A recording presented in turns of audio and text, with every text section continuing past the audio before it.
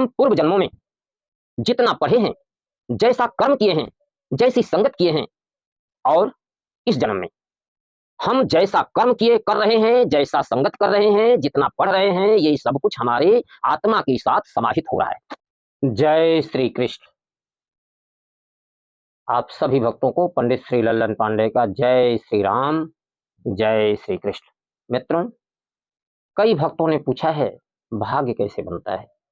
आइए विचार करें कि भाग्य क्या है, भाग्य कैसे बनता है।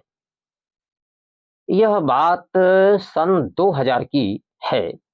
23 मार्च से 31 मार्च के बीच किसी दिन की यह घटना है, जब मेरी पहली यज्ञ हो रही थी। और एक दिन सुबह सुबह मैं तैयार होकर के कहीं किसी आवश्यक कार्य से जा रहा था।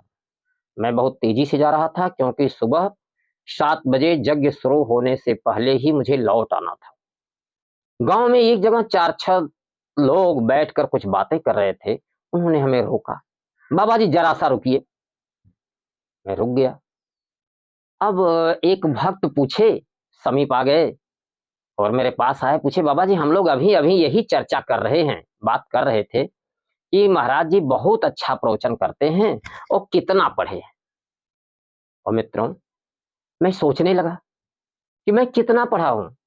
मैं जो भी प्रवचन करता हूं, यह बात तो किसी स्कूल कॉलेज में पढ़ाई नहीं गई। अभी मैं यह बात सोच ही रहा था, तब तक दूसरे भक्त ने पूछा, महाराज जी बहुत सुबह सुबह कहाँ जा रहे हैं। अब एक विषय तो चल ही रहा था, दूसरा विषय और शुरू हो गया कि मैं जा कहाँ रहा हूं। वास्तव में मैं जहां जा रहा हूं वह तो मेरी यात्रा है नहीं। अब मैं जा कहाँ रहा हूं, इस विषय पर चिंतन शुरू हो गया। जय श्री कृष्ण। भक्तों, वास्तव में हम, आप या कोई भी व्यक्ति कितना पढ़ा है, देखिए इस पर विचार करते हैं।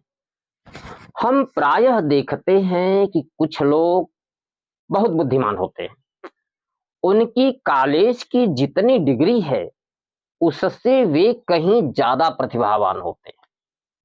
ठीक इसी तरह से हम लोग देखते हैं कि कुछ ऐसे भी लोग हैं जिनकी शिक्षा, स्कूल की डिग्री तो बहुत ज्यादा है, लेकिन वह बुद्धिमान नहीं। ऐसा क्यों? पूर्व जन्मे कृते विद्या और पूर्व जन्मे कृते धनम, पूर्व जन्मे कृते भार्या अग्रे अग्रे धावति। हम पूर्व जन्मों में जितना पढ़ते हैं, जो भी कर्म करते हैं, उसी हिसाब से हमारा भाग्य बनता है, उसी हिसाब से पुनर्जन्म होता है।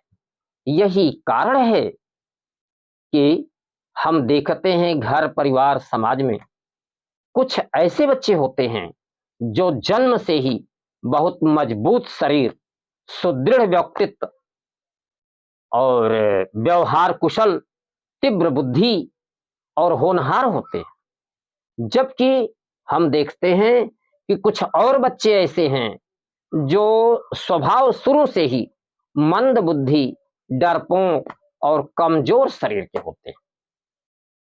ऐसा क्यों? इसका मतलब निश्चित है कि अवश्य ही कोई न कोई अदृश्य शक्ति है जो हम सबको नियंत्रित कर रही। इसी कारण एक ही गांव में एक ही समय में उत्पन्न हुए बच्चों के भाग्य और स्वभाव अलग अलग हुए। जय श्री कृष्ण। मित्रों, हम पूर्व जन्मों में जितना पढ़े हैं, जैसा कर्म किए हैं, जैसी संगत किए हैं, और इस जन्म में हम जैसा कर्म किए कर रहे हैं, जैसा संगत कर रहे हैं, जितना पढ़ रहे हैं, ये सब कुछ हमारे आत्मा के साथ समाहित हो रहा है। और भविष्य में हम जो भी करेंगे वह सब हमारे आत्मा के साथ समाहित होगा। यानी पूर्व जन्मों में पढ़ी हुई विद्या, सीखी हुए गुण, किए हुए संगत और किए हुए कर्म सब हमारे आत्मा के साथ समाहित है। इस जन्म में भी अब तक हम जो भी कर चुके हैं वह सब हमारी आत्मा के साथ समाहित हो चुके हैं, और वर्तमान में हम जो कर रहे हैं यह समाहित हो रहा है। भविष्य में भी हम जो करेंगे वह हमारे जीवात्मा के साथ समाहित होगा। तो मेरे भक्तों, जब इस शरीर का अंत समय आता है तब केवल शरीर का अंत होता है। किए हुए अच्छे और बुरे कर्मों का अंत नहीं होता। यह जीवात्मा अपने किए हुए समस्त कर्मों के साथ, चाहे वो अच्छे कर्म हो चाहे बुरे कर्म हो, अपने किए हुए अच्छे बुरे समस्त कर्मों के साथ शरीर छोड़कर निकलता है। अंत केवल शरीर का होता है। और ये जो भी अच्छे बुरे कर्म हैं इनका सापेक्ष फल ही मनुष्य का भाग्य होता है। जीवात्मा अपने अच्छे बुरे कर्मों संस्कारों के साथ शरीर छोड़कर निकलती है, और उन कर्मों संस्कारों के सापेक्ष उसकी भाग्य बनती है। उसी भाग्य के अनुसार जीवात्मा का पुनर्जन्म होता है। देखिए, श्रीमद् भागवत गीता के 4थे अध्याय में भगवान कहते हैं, न ही ज्ञानेन सदृशम पवित्रम इह विद्यते तत्स्वयं योग संसिद्धिम कालेनात्मनि विन्दति। यानी मनुष्य जन्म ज्ञान के सदृश पवित्र करने वाला इस संसार में दूसरा कुछ नहीं है। मनुष्य हर जन्म में जो भी सीखता है, जो भी करता है, वह थोड़ा थोड़ा करके उसके आत्मा के साथ समाहित होता रहता है, इकट्ठा होता रहता है, और योग के द्वारा वह निरंतर बढ़ता रहता है।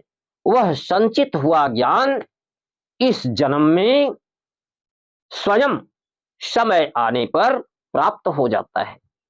तो भक्तों, इस तरह ये बात स्पष्ट हो गई कि विद्या, बुद्धि, विवेक, ज्ञान, भक्ति और स्वभाव ये मनुष्य के दिव्य गुण हैं, जो पिछले बहुत जन्मों से इस शरीर में संचित होते होते निरंतर बढ़ रहे हैं। हम पिछले जन्मों में, हम सभी भक्तगण ये दिव्य गुण पिछले जन्मों में जितना प्राप्त कर चुके हैं। कौन से दिव्य गुण? विद्या, बुद्धि, विवेक, ज्ञान, भक्ति और स्वभाव, ये सभी दिव्य गुण हम पूर्व जन्मों में जितना प्राप्त कर चुके हैं, इस जन्म में उससे आगे बढ़ रहे हैं। जय श्री